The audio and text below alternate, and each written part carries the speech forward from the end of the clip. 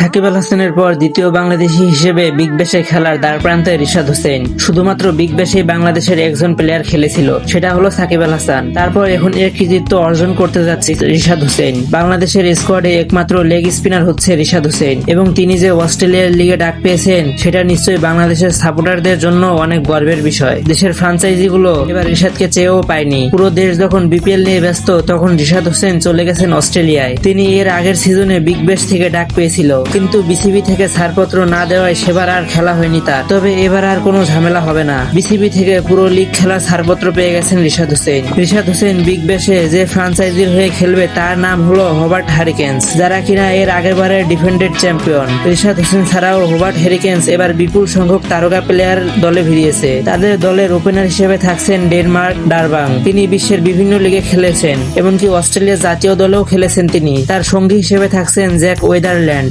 সাম্প্রতিক সময়ে তিনি অস্ট্রেলিয়ার টেস্ট খেলার অভিষেক করেছেন। তার ঝুলিতে আছে প্রায় 100টি টি-20 খেলার অভিজ্ঞতা। গত সিজনে দারুণ পারফরমেন্স করা মাইকেল ওয়েনও থাকবেন হোবার্ট হ্যারিকেন্সের দলে। 3 নম্বরে ব্যাটিং করবেন তিনি বেশ বড় বড় ছক্কা হাঁকাতে পারেন। কিপার হিসেবে থাকবেন অভিজ্ঞ ম্যাকওয়েট, তিনি খেলবেন 4 নম্বরে। 5 নম্বরে খেলবেন টিম ডেভিডকে নিয়ে নতুন করে পরিচয় দেওয়ার মতো আর কিছুই নেই। তার মতো একজন প্লেয়ার ফ্র্যাঞ্চাইজিটির পক্ষে প্লাস পয়েন্ট হিসেবে কাজ করবে। নম্বর 6 দেখা যাবে নিখিল চৌধুরীকে। ভারতীয় বংশোদ্ভূত এই ক্রিকেটার ব্যাটে ও বলে দারুণ পারদর্শী। সে এক্ষেত্রে অফ স্পিন করবেন এবং ব্যাট হাতে নিজের ঝলক দেখাতে চাইবে। 7 নম্বরে থাকছে পিইও ওয়েবকার্টে। তিনি ইতিমধ্যে খেলে ফেলেছেন অস্ট্রেলিয়া জাতীয় দলে। দলের পেস অ্যাটাকে থাকবেন তিনি এবং ব্যাট হাতে নিজের ঝলক দেখাতে চাইবেন। ইংল্যান্ডের প্লেয়ার ক্রিস জর্ডানকে দেখা যাবে 8 নম্বরে। এই অভিজ্ঞ অলরাউন্ডার ইংল্যান্ডের জাতীয় দলের হয়ে ইতিমধ্যে খেলে ফেলেছেন 75টি টি-20 ম্যাচ। সব মিলিয়ে খেলেছেন 400-র মতো। দলের অধিনায়ক হিসেবে থাকছেন নাথান এলিস। তিনি থাকবেন পেস অ্যাটাকে। তিনি নিয়মিত বিগ ব্যাশে পারফরমেন্স করে আসছে।